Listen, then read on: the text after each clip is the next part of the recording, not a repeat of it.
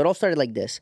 I had this guy hit me up, and he goes, "I worked surveillance at such and such casino, and I've caught you cheating. Everything you say on your stuff is a lie."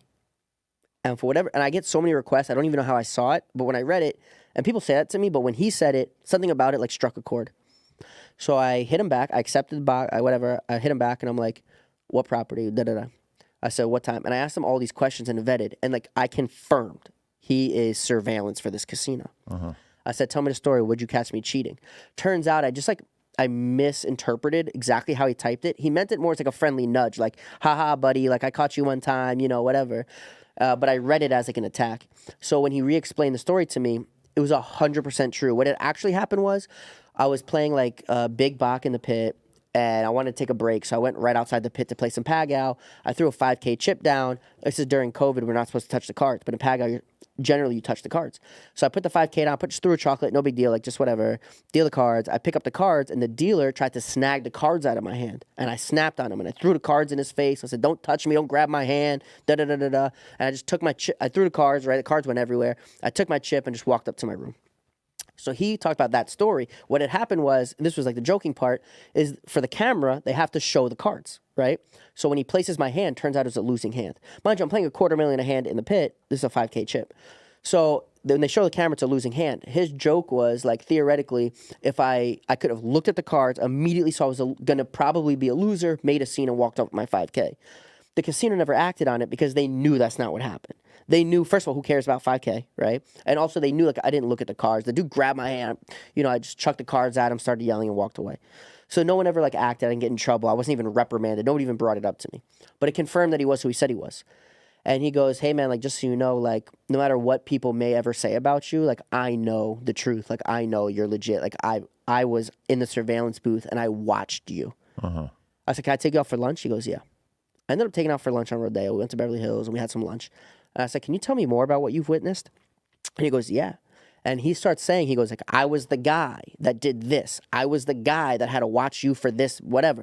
And I'm like, "You were literally like the guy?" He goes, "Bro, I was the guy. And here's all my evidence. Here's my proof. Here's my credentials. Here's everything."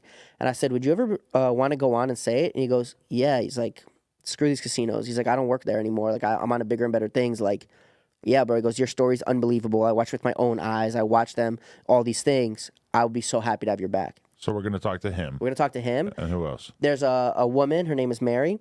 She's actually a friend of mine. We became friends through this journey. She's a pit boss. So the term actually is supervisor, but whatever. She's a pit boss and a dealer. And she used to deal to me all the time.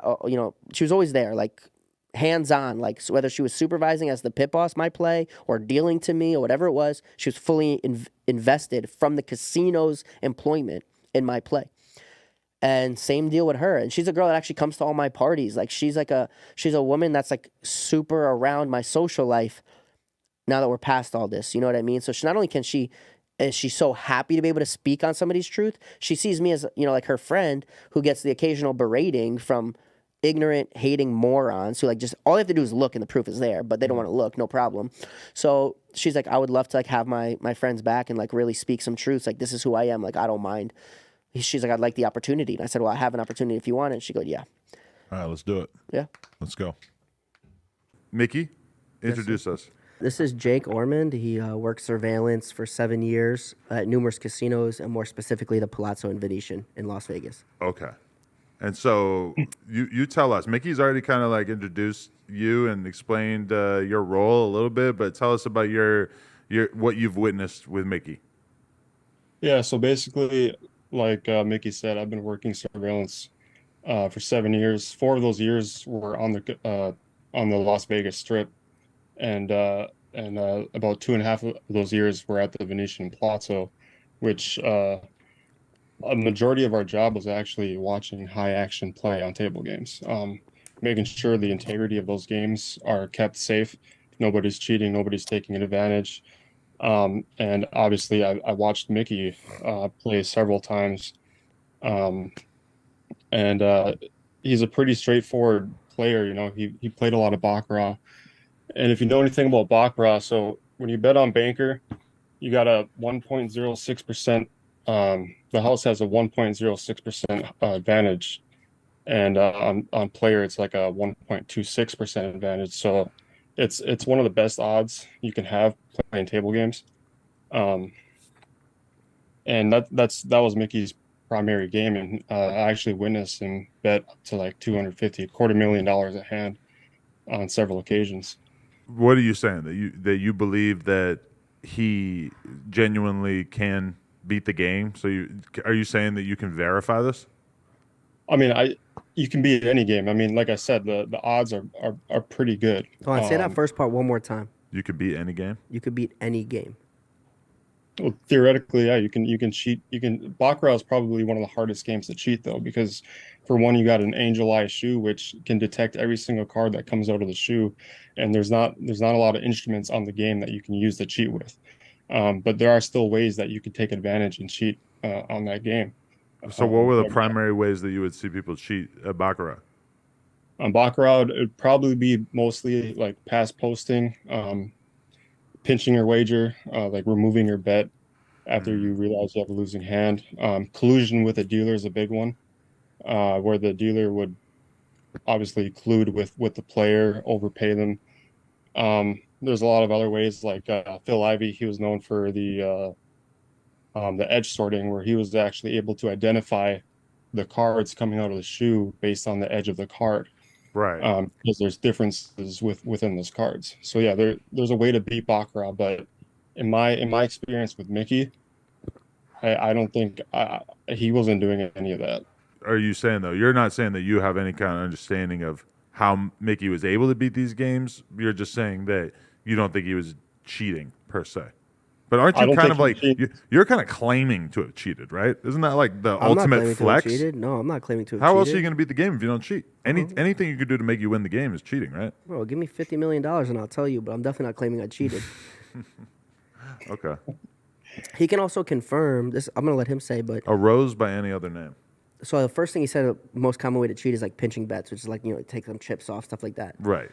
He can. This is totally on him. My claim is that I flat bet $250,000 every hand. So there's no version where some hands I'm 250, some bets I'm 100. Like it's not hand by hand. I'm just flat betting, so I can't be pinching bets either. By the way. Wait, so yeah, so actually one of the main things we look for when people are playing, especially high action players like Mickey, is whether or not they're flat betting.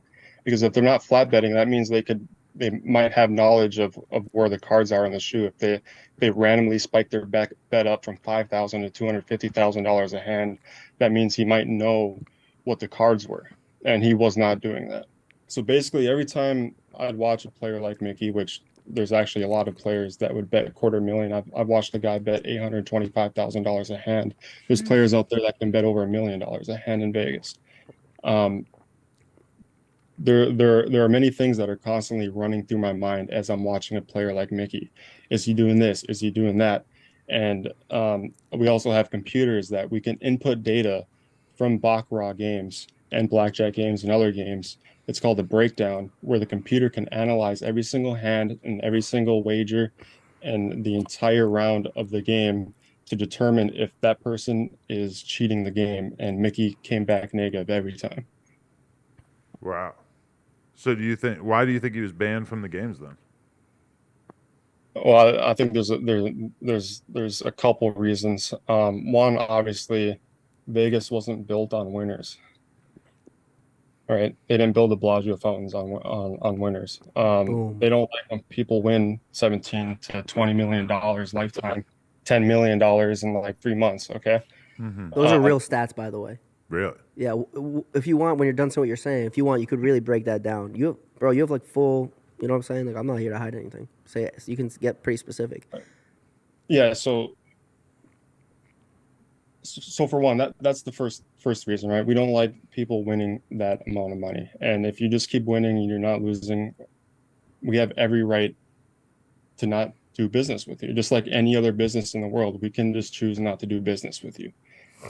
Another reason is, I personally had some experiences with Mickey where some days he maybe felt like an asshole. Like one day he threw $250,000 in chips in the air all over the place, which is really stressful on my work, because we have to watch every single chip to see where they went on the floor, where they went. Maybe they went into a completely different room.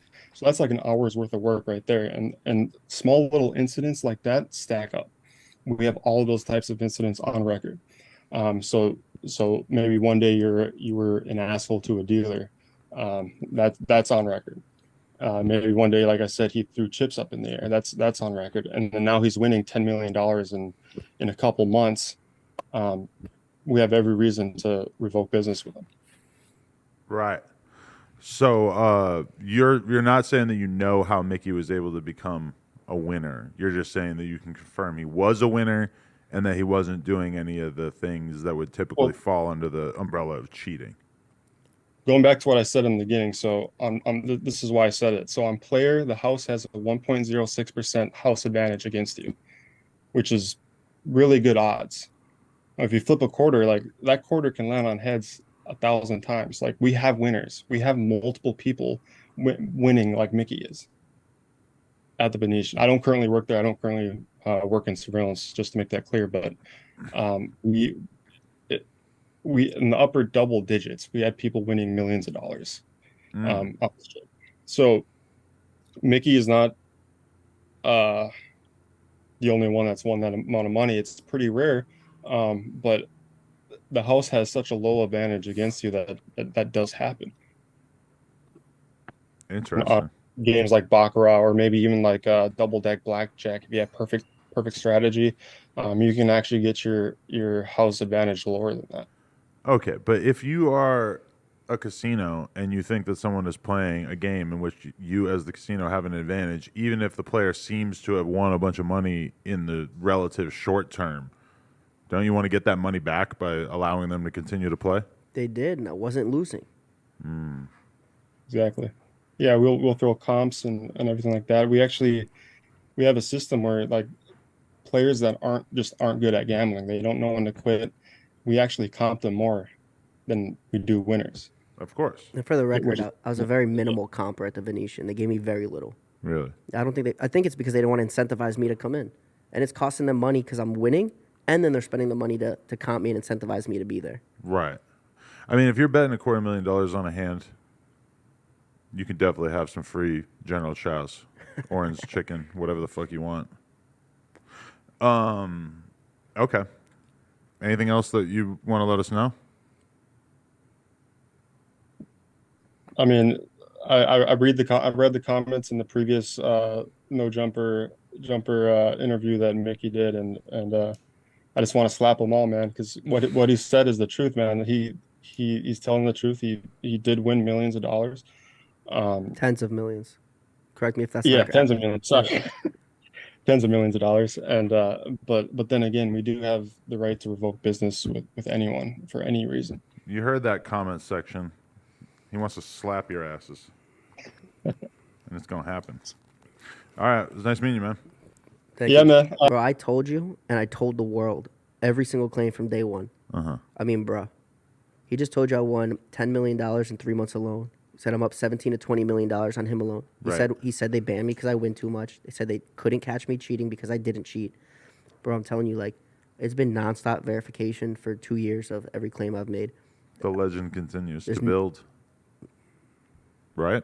Bro, right from the mouth of Babe. Hey, I don't know. I do know, and Jake knows. He just told you. I mean, I cannot attest to it. I'm just kind of I'm surprised that you have managed to find a witness, I guess. But I mean, Not just a witness, hundreds of witnesses. Everybody I tag, everybody that reposts about it, everybody that's made their own claim, their own video, their own statement. You know, like, how can we get that many people to tell the same lie? Casino executives, celebrities, normal people, surveillance. I have videos of me winning, videos of me catching the casino winning. I mean, everything is documented. Everything is there. How can that many people possibly come together and tell the exact same story, but the whole thing's a lie? What incentive do I have to convince that many people? Baby, when he came forward and he said that, on what planet can I incentivize that man to tell this massive lie about me? And every other celebrity who comes forward and says it's all for real. I don't know. I'm an impartial judge. Okay, Mary, Mickey's next guest. Introduce us to Mary, I guess. So Mary, I think it's been like 10 years. She's been a supervisor, pit boss, and dealer at all the casinos throughout the Las Vegas Strip. Okay. She's also like been to a lot of my events, a lot of my parties. Like she knows me in and out of the casino. So, Mary, how much time have you spent around Mikki in the gambling context? Quite a bit. I originally met him gambling. He was took a minute outside of the high limit area to come out to just blow off steam. So I met him there and like we just bullshitted. Like he's such a cool guy. He's down to earth. I didn't even realize that he was a high roller. Like we get a lot of people that come in and they're like, "Oh yeah, I'm a Noir guest." I'm like, "Yeah, okay." But then it turns out like he's actually $1 million player, and I was like, "Oh shit, okay." Uh-huh. I was just giving him crap. I'm like, I'm sure you are." Right. Okay. That was actually our first encounter. I was like standing on a chair or something, and she's like, "Get down." I said, and like being obnoxious, like, "It's okay, I'm Noir." Right. And she's like, "Sure, sweetie, everybody's Noir until it's time to pull out your player's card." And I said, "I got you." Wow. Yeah. So you've seen Mikki gamble a lot, and Yes. what's your impression of him as a gambler? He's a very good gambler. He's been asked to leave casinos because of his gambling strategy. He's very meticulous and he takes it very seriously. Like he doesn't drink or smoke or do anything that would hinder him or his ability to gamble. Okay. What do you want her to tell the world about you? I mean, share your experience of me. I mean, like you've seen the paperwork, you've seen it with your own eyes, you've seen my action, you've seen my life. I mean, you know me. I mean, please, like, feel free to share. Yeah, I've been with MGM International for about a decade now, and I've also worked with Stations LLC and Golden Entertainment. And we just don't get a lot of play that you see like that. He has special limits at all of our larger properties. 50,000 on regular deck, 75,000 on six deck shoe, and up to $250,000 on a baccarat game, which is almost unheard of. You have to have a multi-million-dollar credit line to be able to have those types of limits because a regular limit is just a $10,000 max. So if you're getting those special limits, you're someone special because it takes a lot for the casino to take that bit of a risk. But they do it because they think they're going to get him, but unfortunately they don't. And so they have to end up banning him to try to keep the money from him winning it back if he does go on like a slight loss for a day. If he loses just a little bit, they're like, "Oh, okay, you can't come back today because we don't want you to get it back," because he will. He'll get it back tenfold. How, though? Aren't players not supposed to be able to beat these games? No, the casino is set up where anybody could win. The odds are not in your favor and will rightfully tell you so. But like on Baccarat, the house edge is only like 1.5%. But even now, like we have a no commission Baccarat, so it's even less of a house advantage. So if you get someone who knows how to gamble and knows how to work the system and has enough of money roll, they can definitely beat us. Right. But how do you feel about Mikki being banned then? Doesn't that seem kind of silly if they have an It edge? does. I do. I agree. It is silly, but at the end of the day, it's a business, and sometimes the higher ups feel that he's too big of a risk. So that's why they have to ban him because he's a good player and he's got the money to play. So we know that he's going to take us. Interesting. It's so funny she said that actually. I've made videos where they will ban me the moment I start to go net negative on a session. They will like wait, like let's say I'm creaming them, as long as they keep me there in the beginning they were trying, and the second I lose back the profit and it's like a little bit net negative, that's when they come and say I gotta leave. Used to happen all the time. Interesting. Because my impression of the casinos was always that they wanted to really accommodate the people who are spending a lot of money and betting a lot because in the long run that's going to benefit them. A Yeah, whale per se, right? Yeah, for the general public, that's pretty correct because they're not going to have the bankroll to be able to win back some of those losses. So we're really trying to cater to more of like the less of like the super high rollers to more of like the medium high rollers, like the people that are going to gamble and they're going to continue to gamble because they're gamblers, because those are the people we want, because those are the people that even if they win, they're going to lose their money back. Mikki's there as a profession. Like he does this for his job and he knows when to say no and when to walk away. He's not going to win $10 million and then lose it all back. But you see that a lot with some of the other high rollers because they're just gambling to gamble. They come in knowing they're going to lose all of that money because it's disposable income for them. And those are the gamblers that we try to cater to. Interesting. That makes it seem a little bit harder to argue, I guess. The people out there who want to poke holes in your alleged winnings, they got a little bit more that they got to go up against, right? There's no holes, man. I mean, doubt and disbelief because I lived an unbelievable life, right? But at some point, you have to come into this a little bit neutral. You say, well, if there's evidence, same with like the Robbie Garrett thing, right? Right. Like until there's evidence, there's really no statement to be made. And I've continuously produced evidence, and nobody, not one person, not a casino exec, not a celebrity, not anybody has ever came forward and said anything's not true. Only the opposites happen. There's no holes to poke. Right. I'm an open book, and it's just time and time again. I mean, 100% of the time has been people verifying everything firsthand. Yeah. Thank you. Okay. Thanks so much, Mary. No problem. Okay, Mikki. Couple more people vouching for you. That's pretty good, I guess. I mean, I don't know what more I can possibly do. I am the best gambler in the world. No one will ever take that from me. Wow. So you're taking on all challengers. There's a casino in Indonesia that Put me up. if they're going to allow you to go there and gamble, you will fucking bankrupt them? Put me up. Absolutely. If that casino wants to put me up, I'm there. Wow. Bold. I like it. Mikki. Yes, sir.